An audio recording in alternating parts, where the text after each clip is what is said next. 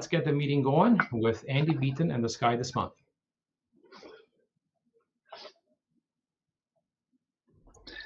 Hello, my name's Andy Beaton. I'm here again from my basement office in downtown Toronto to present the sky this month. Or as we have discussed things before, the clouds this month. It's been a pretty lousy month so far for looking at the sky. Hopefully the upcoming month is going to be better. People who have seen me do this before know the general gist here, the big picture, key dates, the moon, planets, something from the deep sky, a double star to keep Blake happy, a variable star to keep me happy, and whatever's going on in the world of spaceflight over the next short while. So, the big picture. Tonight, later in the evening, if we were able to see through the clouds, or if you happen to be watching from somewhere other than Toronto where you do get a clear sky tonight, this is the sort of sky to be looking towards. Your favorite winter constellations are disappearing towards the horizon. The moon is out there. We've got a crescent moon, which is very nice. Got very little in the way of planets out there tonight. But at least for a short while, you're going to have lots of nice winter deep sky objects early in the evening. If you've got kids that want to come out and have a look at the fancy clusters and nebula, it'll be a good night for it. By the end of the month, before the next meeting, if you were to wake up at 5 in the morning and have a look to the east and see what's coming along, there we have all our favorite summer constellations and a big parade of planets. I'm personally not someone who wakes up early in the morning to look at the sky, but if you are, and I know that there are people here who are morning people, you've got lots of good stuff available for it. The nights are getting shorter. That's a bad thing for us who like to do our astronomy earlier in the evening rather than later. It's a hard cheese on people who are astrophotographers and want to get as much dark sky in a single night as possible. But on the upside, I guess there is no upside for us, is there really? Twilight ends at 9:20 tonight. By the time of the next meeting, it'll be ending at 10:15. And as you can see, it gets worse and worse in the morning. Twilight starts at 4:45 tomorrow morning and will start at 3:45 by the time the next meeting comes along. So important dates coming up. The new moon is on April 30th. The moon is at apogee, that's its farthest distance, on April 7th, and perigee on April 19th. That's something I always have trouble keeping in mind. That's why I always throw in that far and close note in there. Full moon on April 16th. We've got a decent meteor shower coming up, the Lyrid meteors. Now, since I know that I'm no longer speaking to people solely in Toronto, I'm hoping we've got people from around the world watching here now, or will be watching this video later. If you're in the South Pacific or general area, April 30th, we have a partial solar eclipse coming up. We're not going to see anything around here, but if you're somewhere else in the world, it may be available for you. And there's this crazy thing called the internet. You may be able to watch the eclipse as it happens online, which would be kind of fun. Got a very nice conjunction of Venus and Jupiter early in the morning on April 30th. If you're a photographer, you like to have interesting targets, that would be worth getting up for.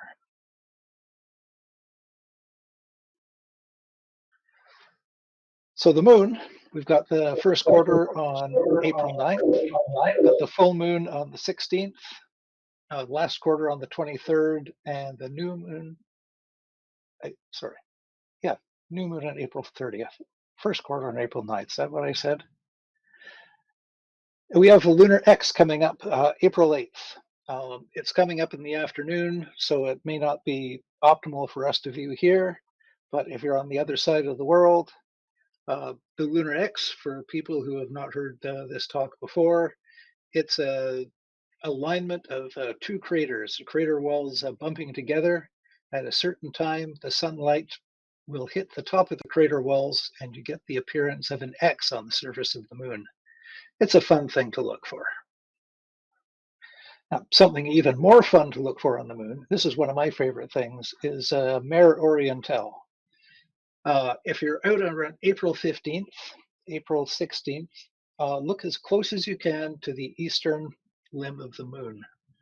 Now, because the moon librates, it wobbles back and forth as it orbits the Earth.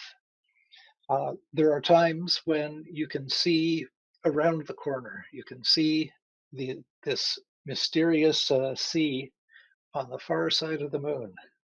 I didn't call it the dark side of the moon because I'm tired of making that mistake. But yes, on the far side of the moon, you can see it with your own eye.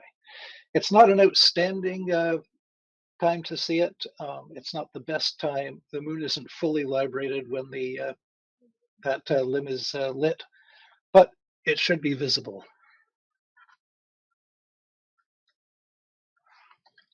So we have planets coming up. We finally get to see some planets in the evening sky. We don't have very much going on tonight, but later in the month, Mercury will be rising in the evening sky, or I should say it should be higher and higher each successive night in the evening sky. Highest point on April 29th. Venus is going to be visible before morning twilight in the east throughout the month. It never gets very high, but it will be very bright. You're not going to be able to mistake it for anything else. Mars is also visible just before dawn. It's not very well positioned and it's far away. It's on the other side of the sun, so it's not going to be an outstanding object to observe.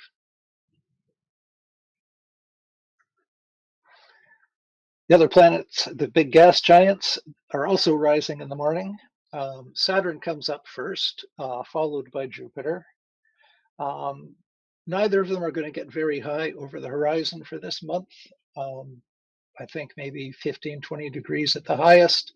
So you're going to be dealing with a lot of atmosphere.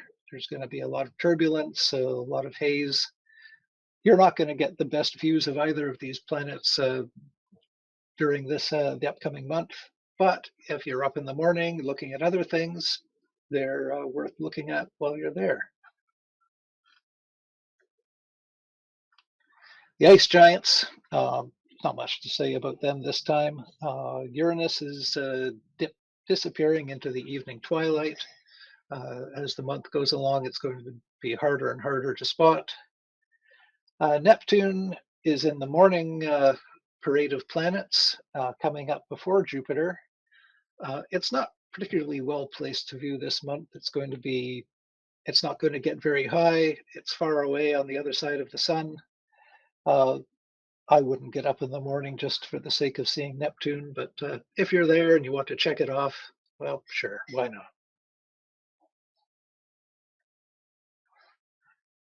I like to include the dwarf planets in this, of which two are reasonably visible to those of us with amateur telescopes. Pluto's in Sagittarius. If you're up in the morning, that one is a feasible target. 14th magnitude is hard. It's not going to be terribly high in the sky, and there's a fair number of stars around it. But if you get two successive clear nights, taking pictures of it and comparing them should be a good way to confirm that you've actually spotted it. Ceres is actually the best thing in the sky for any of us who are out in the evening doing our observing. It's 9th magnitude, easy object in a telescope. It's got a dark sky. It's manageable under binoculars. And it's way up there. Should be no problem seeing it under just about any conditions. So I always like to go for a bit of deep sky stuff. There's always something to be seen up there, and people who are getting started, they should have a hint or two what to look for. M64 or Messier 64, the Black Eye Galaxy, is the one I've picked for this month. It's a essential part of your Messier Marathon, and I'll digress quickly to talk about the Messier Marathon. Every year, people who are rabidly obsessed observers like to go out and try and catch all 110 Messier objects in a single night. In Canada, we're not really well positioned for it. I don't know anybody who's done more than 105 from around here. The others are just too far south to get through the Twilight. But if you're interested in a fun challenge, yeah, absolutely do it. M64 is a bright galaxy visible with binoculars. The cool thing about it is it has a really prominent dust lane. Let me just show you the picture here. See, there it is, and that's a dust lane. You can't argue about that. With a reasonable telescope, you should be able to see that dust lane, and it'll look something like a black eye. Thus the name. Pretty good, eh? Now, that's okay for people working on their Messier lists, but I know there are more advanced observers here as well. There are some challenging activities you could go for here. Actually, look for spiral arms other than the black eye. Look for other structure. Something I was talking to Eric Briggs about is supernova hunting. This was going to be a full page thing I was going to discuss, all the useful science you could do hunting for supernovas, but Eric tells me it's all done by robots now anyway. So if you're going to hunt for supernova, and sure, why not? You're going to be doing it for fun, probably. The odds are low that you're going to actually visually discover a supernova nowadays. But I have seen a couple, and it's a pretty cool feeling to see a supernova, tens of millions of light years away, and say, yeah, I can see that actual object that far away. Now, if you're a serious observer and you've got a big telescope and you're looking for something really interesting, I would just say slew your telescope away from the Black Eye Galaxy. 6 degrees away is the Coma Cluster, thousands of galaxies, 12th magnitude and dimmer. And if you're really obsessed and have professional grade equipment, this is where dark matter was first detected. Scientists measuring the interactions of the galaxies in this cluster and noticing that it just didn't quite add up.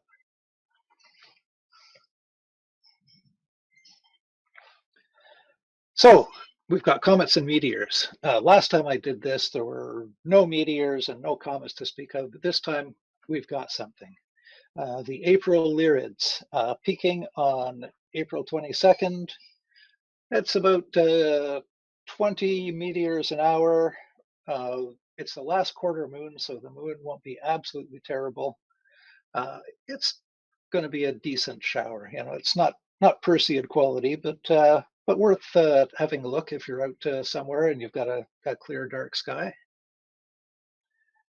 We've got another serious shower coming up, the Eta Aquarids. They actually don't peak until next month's sky this month, but I'm going to include it because it's a long duration shower. It actually starts up around April 15th. So you'll be able to start seeing them sporadically and more increasing as we get towards the next meeting. Minor showers, the only one I could see was the Pi Pupids, April 16th to April 30th. This one's a variable meteor shower. It's got no set rate or no predicted rate. You could get one or two, you could get dozens or even hundreds per hour. Nobody knows. So it's probably, if you're out, and you see some meteors, track them back to their radiant, see where they're from, and see if you can figure out if you're seeing those interesting meteors. Got a couple of meteor dribbles, Kappa Serpentids. the Alpha Virginids, and the H Virginids. These guys are usually predicted to have 1 or 2 meteors per hour, so under no circumstances get out of bed to track them down. But if you're out observing and you see a meteor, see if you can track it back and see if you can identify it as one of these very weak showers, or whether it's just a random field meteor. We do have some comets in the sky. Nothing super high quality or super bright, but if you like looking for comets, and who doesn't, we've got C2021 F1 Lemon Pan stars. It's 9.1 in Pisces. C2019 L3 Atlas, 10th in Gemini. 19P Borrelly, 10.7 in Perseus. C2019 T4 Atlas in Crater down in the southern part of the sky. These are the ones above 11th magnitude, and I'm grateful that this time they're all names that I have no trouble pronouncing.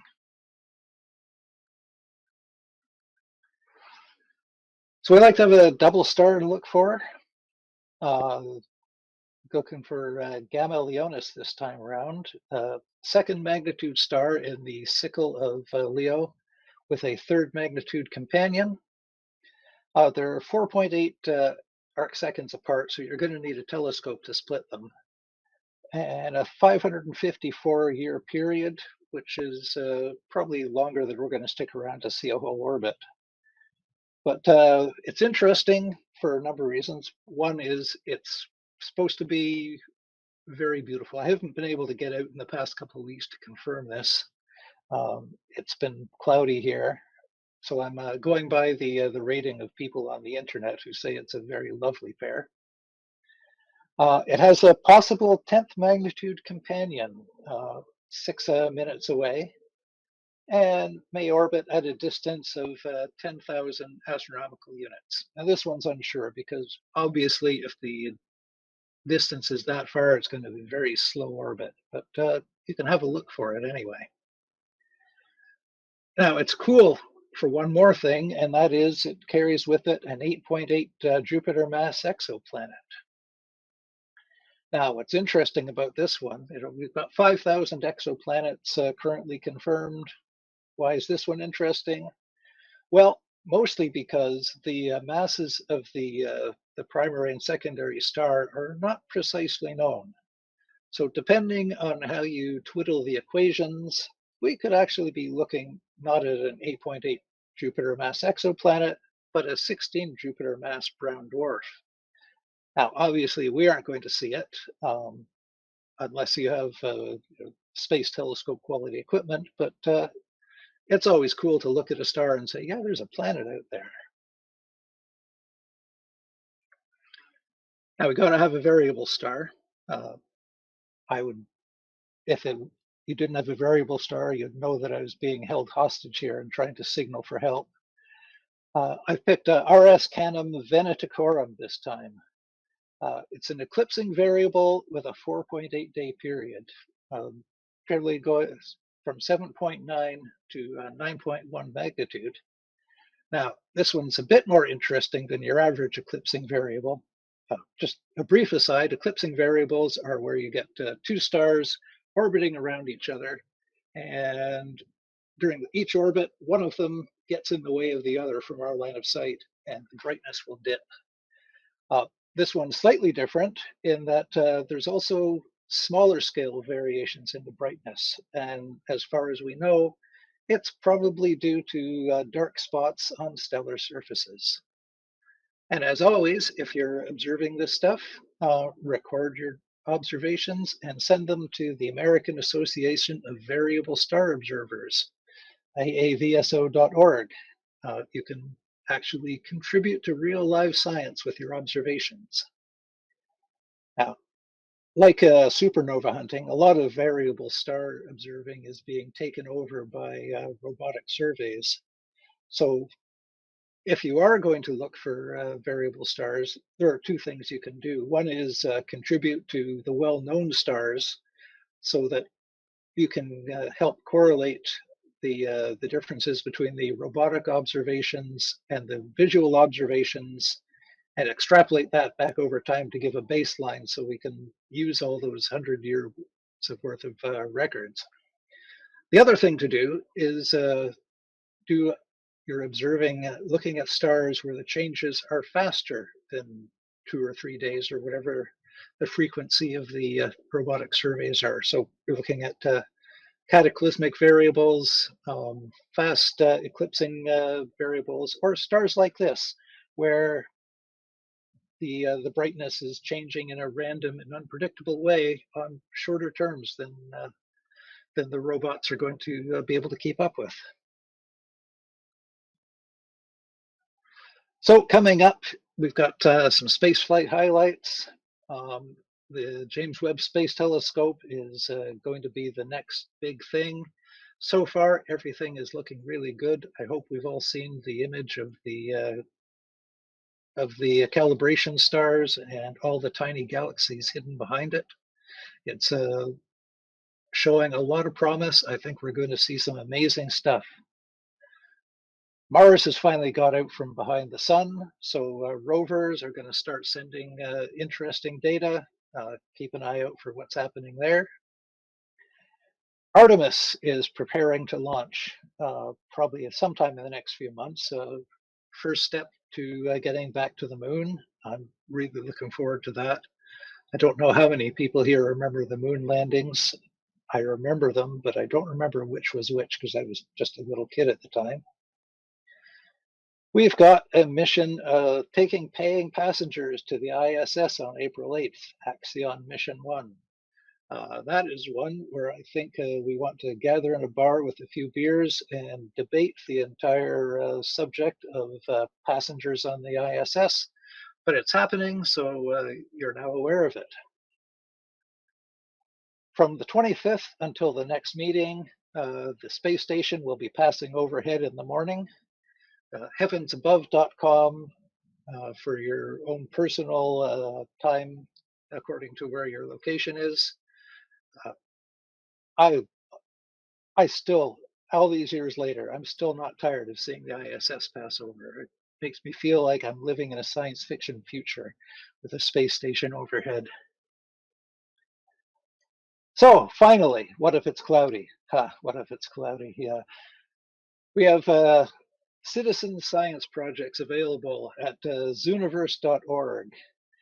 They have a whole heap of projects, astronomy, physics, all kinds of other sciences.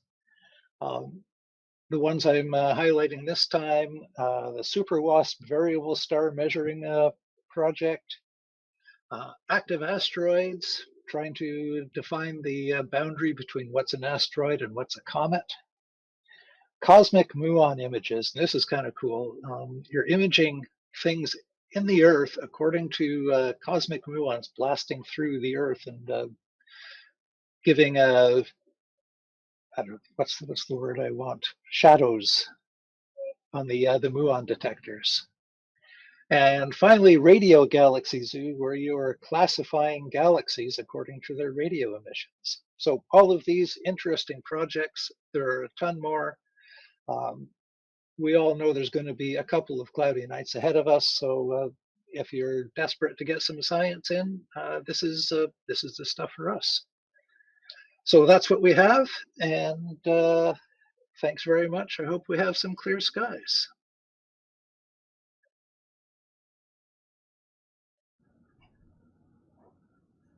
Andy, thank you very much for great coverage for the sky this month for April. Emma, do we have any questions for Andy?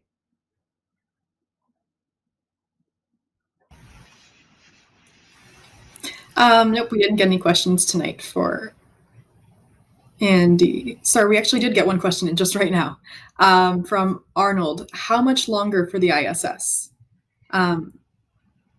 The last date I heard was 2030, but obviously political instability may make it difficult to really predict how it's going to work out. Great. That's all the questions. Thank you. Okay, thank you. Okay, thank you, Emma, and thank you, Andy, again for a great presentation.